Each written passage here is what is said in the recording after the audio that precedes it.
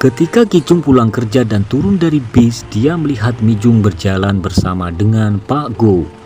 Dan itu membuatnya bertanya-tanya tentang model hubungan mereka. Saking penasarannya, ketika sampai rumah, dia sampai berniat mengintip HP milik Mijung, namun dicegah oleh Mijung. Chang He masih berusaha mendekati Pak Go karena penasaran, namun Pak Go tetap mengabaikannya. Pak Go dan ayah Mijung akan ke Seoul untuk mengantarkan pesanan. Mijung terlihat hendak berangkat kerja. Hari itu tidak seperti biasanya Pak Go mengajak Mijung ikut naik mobil itu untuk ke Seoul.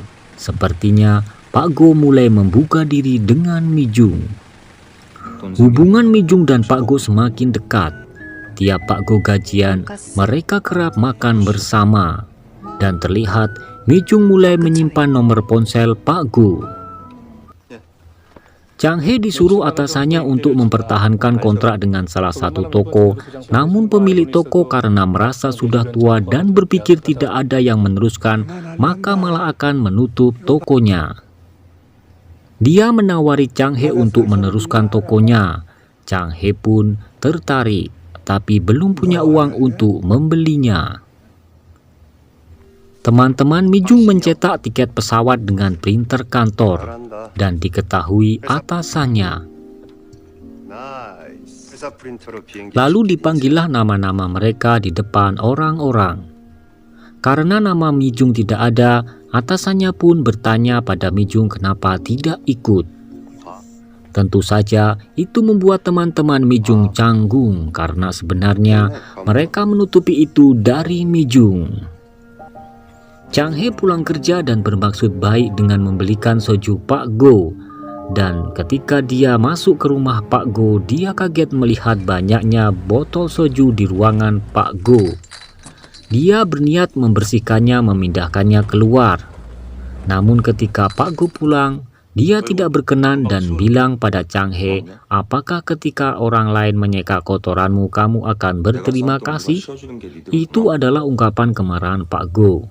Sepertinya Pak Go berusaha keras untuk mengendalikan amarahnya saat itu.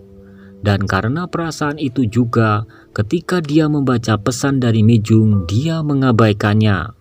Dia masih berusaha mengendalikan emosinya yang belum turun. Mijung, Kijung, Yunah minum bersama. Kijung berkata pada Mijung, kenapa dia asal-asalan pilih pacar?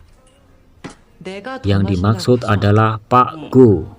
Mijung menjawab bahwa dia belajar dari kegagalan masa lalu, di mana dia mulai sekarang akan mendukung apapun yang pasangannya temui, baik kesusahan maupun kesuksesan. Karena begitu puitis dan menyentuh kata-kata Mijung sampai membuat Yung-ah menangis. Ketika Chang He makan malam, dia menyampaikan maksudnya kepada ayahnya untuk membeli toko.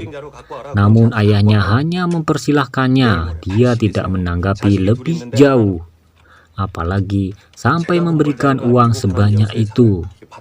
Karena uang sebanyak itu hanya bisa didapat ketika menjual tanah leluhur atau ibunya bercerai dengan ayahnya. Mijung, Kijung, dan Yunah pindah tempat untuk minum. Pindah di kedai Duda Taihun.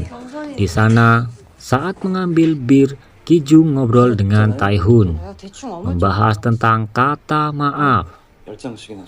Itu dimanfaatkan oleh Kijung untuk minta maaf pada Taihun tentang kesalahannya tempo dulu.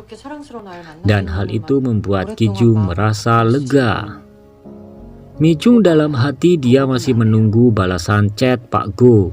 Namun ia akhirnya menyadari sesuatu dan tetap menerima kondisi itu dengan tulus.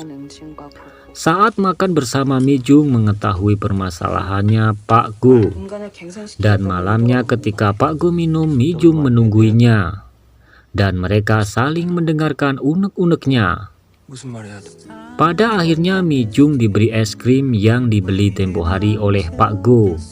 Dan dalam salah satu perkataannya, dia mengungkapkan kalau dia merasakan hal yang sama, di mana muak dan tidak tahu alasan untuk hidup, hingga dia atau Mijung membiarkan mengalir saja, mengembalakan hidupnya seperti menggembalakan sapi.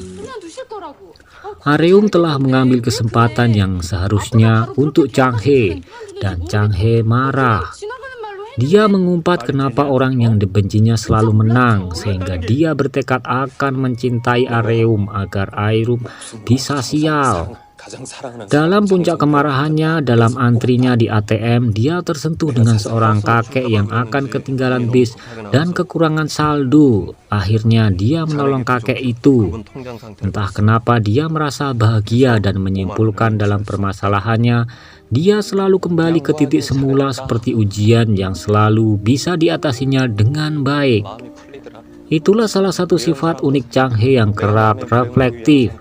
Dan hal itu diceritakan pada Hyun Ah. Siang itu Pak Go diilhami kata-kata Mijung untuk menggembalakan dirinya seperti menggembalakan sapi, membersihkan rumah dan menjual botol yang kemarin membuatnya marah. Biasanya dia sangat benci hal-hal seperti itu. Ternyata setelah melakukan itu, membersihkannya semuanya, dia merasa lebih baik. Siang itu dia juga menjemput Mijung dengan alasan membeli sapu. Hubungan mereka kembali baik, dan saat di kebun, ponsel Pak Go berbunyi dengan pesan-pesan penting. Di sini mulai terkuak bahwa Pak Go sebenarnya adalah orang yang benar-benar penting dan bukan orang sembarangan.